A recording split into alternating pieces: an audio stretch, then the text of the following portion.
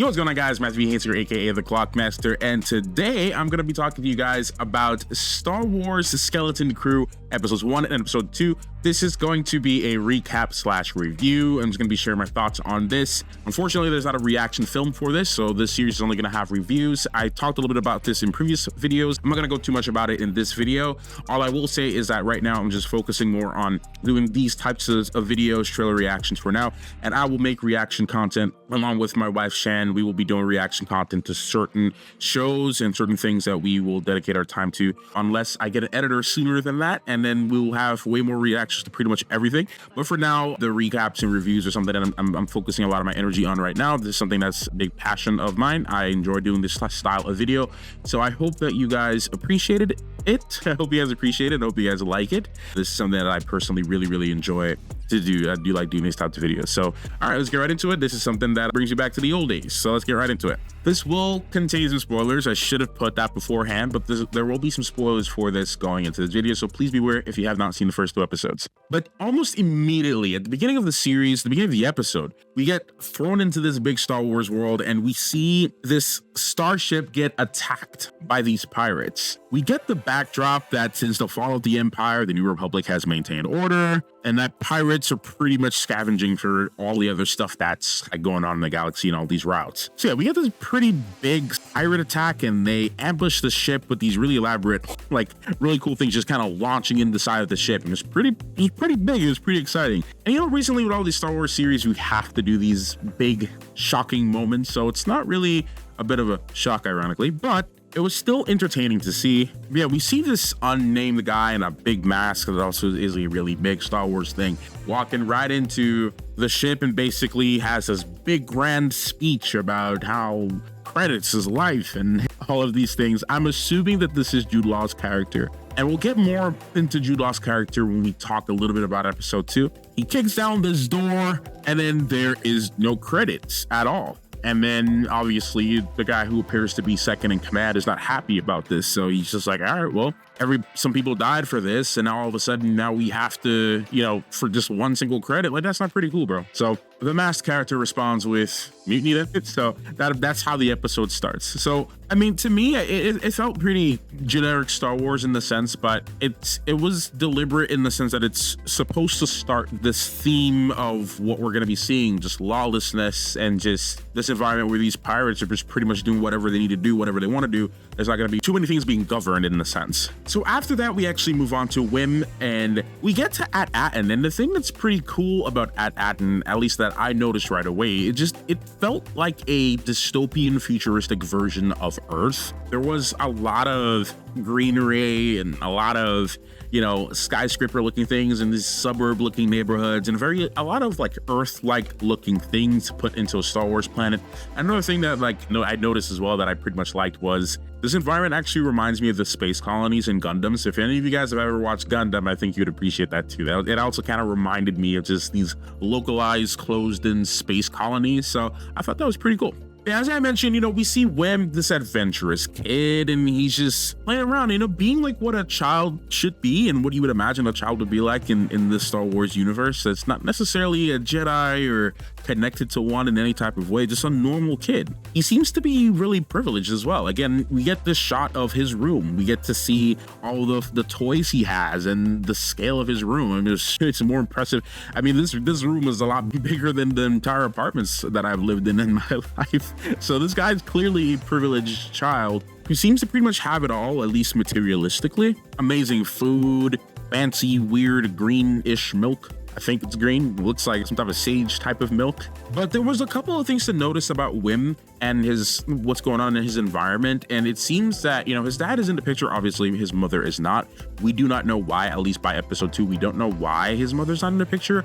I'm assuming she passed away, but I'm sure it'll get brought up later. But we see that his father is pretty much this workaholic that just doesn't necessarily have too much time to spend with his child. He seems to just be head in the work and not necessarily focusing too much on just spending quality time with his son. And I think they showed this pretty early on, just to set the environment and the stage of what we're going to be seeing with, and maybe at least help explain why Wim is the way he is and why he makes the choices that he makes and why he's likely to make some of those choices, because he's not necessarily getting a lot of that attention that he would need from his father. So then, yeah, we get this pretty hilarious moment between him and Neel, which seems to be, he's just this adorable, fun kid that just seems to be the one that keeps Wim grounded in a way. And they have this little little childlike Star Wars fight. It kind of reminds me and my cousin, it kind of reminds me of me and my cousin Marvin when we were kids. Like, we used to do that a lot when we first saw Star Wars.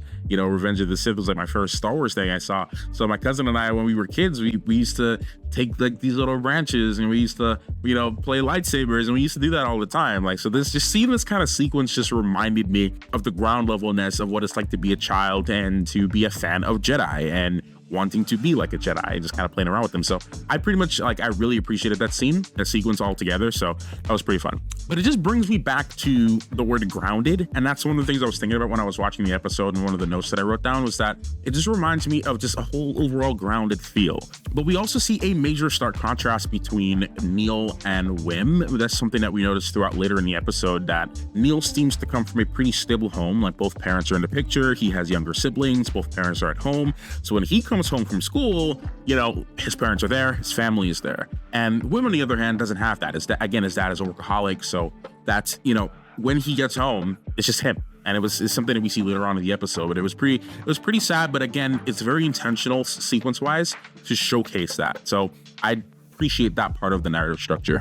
So we're not going to recap every single moment, or else this video will be extremely long. But shortly after that, they enter a school bus, or just a bus that seems to just take everyone to the school. I don't think it's a school bus, but it might just be some type of public bus that just stops. I don't know, maybe it's a school bus, I really don't know. But on the bus, Wim notices Fern and her friend riding this little homemade speeder that it appears to be, just kind of riding through and going crazy, going through the bushes and all that. And that was the first time that we actually had an introduction to this character. We get to learn, like, throughout the episode that Fern is this more rebellious, thrill-seeking child, and she's like this rich kid, or at least pretty much everybody is privileged in some way. Pretty much everybody on this planet is privileged in some way, and that's something we'll get into again in episode 2. But we learn later on in the episode that Fern's mom was this person who has a really high rank, and she was giving a speech at the school to the kids, especially in the classroom that Wim was in. They have this whole career day thing. Their lives are like kind of planned for them, as it seems. And it also kind of reminded me a little bit of like how Krypton is structured in a way, with Superman. Like, a lot of their life is chosen for them, and things are chosen for them, and they don't really necessarily seem to have a choice in a lot of what they do. A lot of their careers are chosen for them at an early age. They kind of get picked into what they want to do.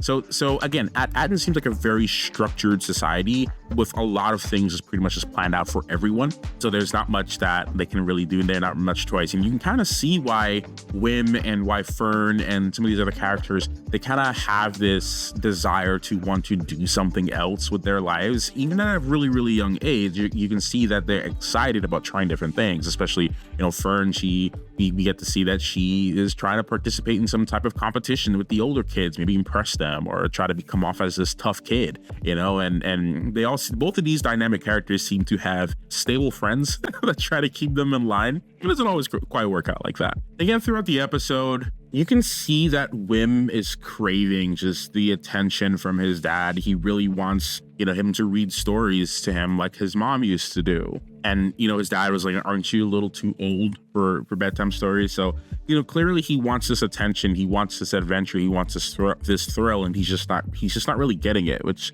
kind of, it sucks, especially a kid that age. You seem to, on the surface, have it all, but, you don't, you're missing some of the crucial moments and the crucial things in life, which is, having someone that makes you feel loved, And taking it back to Fern as well, we're also seeing that, her mom, like almost any parent, just wants to have the best for their child. But it also seems, like Fern's just like, Mom, it's my life, I can do it. You can't choose for me, I choose for myself. And, she clearly doesn't want to be controlled. And control, I think, is a big factor of At Attin. It seems that everyone is being controlled and everything is being controlled, and no one really has any real sense of individuality.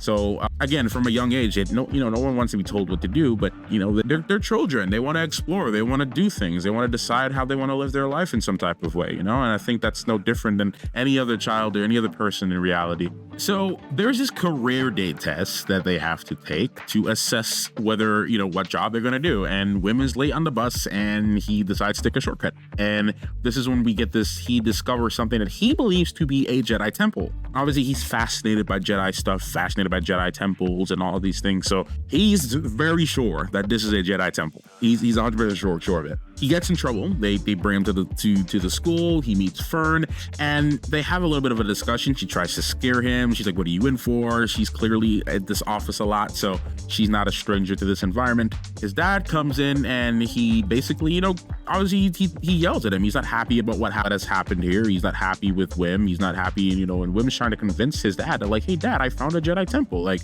believe me, and his dad is just like, kid, like, no, you found a Jedi temple. I had to come off work. I had to convince them to let you retake the test and all of this stuff like that. And he clearly is just not happy about this, and understandably so. You want your kid to be in school, you send them to school, you send them with this stuff to go to school. They don't go to school, you get upset. I get it. So Fern overhears this conversation and she's like, well, obviously there's a look on her face, she's gonna do something. So Wim decides he wants to grab Neel and like buddy, let's go look at this Jedi temple. Neel's like, no, like, you should be studying for the test, you should be studying for the exam. Obviously Wim doesn't want to hear any of that. He's just so locked in on this adventure that he believes, he wants to just explore and find a Jedi temple and just do things. So obviously Wim and her best friend, they come in and ambush them, and they have this other like really cute, adorable moment where they're like playing, like a claimsies, and just kind of reminds me of what it's like to be a child again. And that is one thing that I just really loved about the show so far. So they have this little game, and then they eventually convince the boys to do all the digging, and they enter what they believe to be the temple, and then they have disagreements. They find this abandoned droid, and Wim starts touching things. He's just to get curious. He's just like, nobody wants to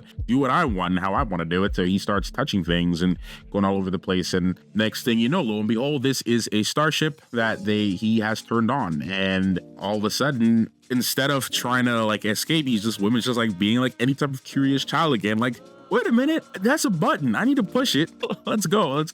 And again, I really liked that aspect of it, because again, one of the things that I keep going back to is ground level and also childlike. And these are things that I just really appreciated about it. It just felt really innocent and pure. So Wim's father is unfortunately has to witness this traumatic event of his child just getting lifted up in this random starship, which he probably has never even seen one in his life. And they pull off into hyperspace. And obviously they've never even heard of this concept. They mentioned a barrier. They don't know what any of this stuff is. They've never, going into hyperspace, it's something that we see as a very normal thing in Star Wars, but it's not something that is really common, like for just normal people. So, for them, especially children, not everybody gets to see that every day. So they go in, they see this hyperspace, they're just shocked by it. They're like, wow, what is this? So, and the episode ends pretty much right there, and that's how it starts this whole adventure. So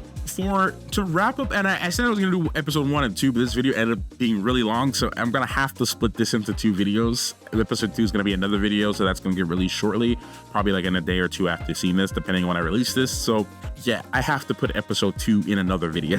this video is just way too long for it to just be one thing. I know they premiered both episodes in the same day, but I have to make this a separate video.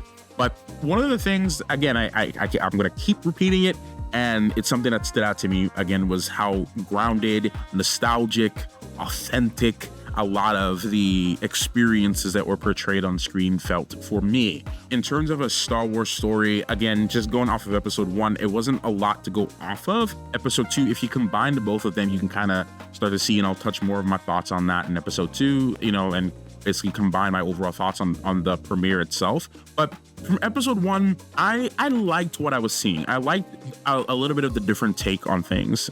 I was always, I always wanted to see a lot of different stories where there's just really normal people, at least so far, just normal people, especially like just people who have nothing to necessarily do with the grander scheme of things. Obviously, you had Star Wars Rebels, which kind of brought another side of things, and kids, they were younger, but they were still part of the Rebel Alliance in some type of way. There were still Jedis involved, and obviously there's Jedis involved in this, and we'll talk more about that in episode 2. But for now, it just seemed as though, just going off of episode 1, I loved just seeing the interactions with the child actors, and it just reminded me of when I was a child and being a Star Wars fan and being obsessed with Jedis. Like, Whim just kind of reminded me of myself a lot, just being so I see there is a little bit of bias here when it comes to that, because I can relate to it on a personal level. Objectively speaking, it could have been a stronger premiere, but overall I felt it was pretty decent. Objectively speaking, I felt it was pretty decent. And again, on my personal notes, on my personal feelings, I absolutely loved it, just because I was able to relate to the character in the sense of his thrill and addiction to these, Jedi, and just wanting to be in that kind of world and just wanting to explore and have these grand adventures. That's something that I can relate to on a personal level. So that's my personal bias on that. I'll admit that one there. But again, overall, objectively speaking, I just felt like it was okay. It was a pretty decent premiere, and it could have been better, like anything else. I really love how Whim's impulsiveness really contrasts a lot with Fern's type of leadership role. She seems to have more of a leadership vibe about her, and she seems to be a little bit more, she thinks before she does things, where Whim is just like, oh, that's a button, let me push that, and Neel also seems to be more of like a thinker as well. It's just Whim's adventure and curiosity just seems to really take over any sense of logical processing. And again, you're a child, not every child is going to be thinking about things logically, but Fern seems to be really, really, really intelligent in the sense that she's situationally intelligent. She's aware of her scenario. She seems to be really aware of a lot of things that most of the kids her age won't be aware of. So I like their contrast so far that we're seeing on screen, because we need people like Whim and we need people like Fern. So I feel like both of them, and obviously the two, I hate to say sidekick characters, but that's pretty much the two side characters, Neel and KB. I felt like they had a pretty good contrast there. So yeah, that sums up my thoughts for episode 1, Skeleton Crew. I really tried to see if I can condense both episodes into one video, but that is just not possible. So yeah, we're gonna go into episode 2, and I'm gonna talk shortly about my feelings and thoughts on that. All right, thank you guys so much for watching. If you enjoyed this type of video, this type of recap, breakdown, review style video, please let me know. Let me know your thoughts in the comment section down below. Again, these are videos that I really enjoy doing, and I hope you guys enjoy seeing me enjoy doing it. So and hopefully you would want to see more of these. So let me know your thoughts and comments down below, and I'll see you in the next one. Clockmaster out.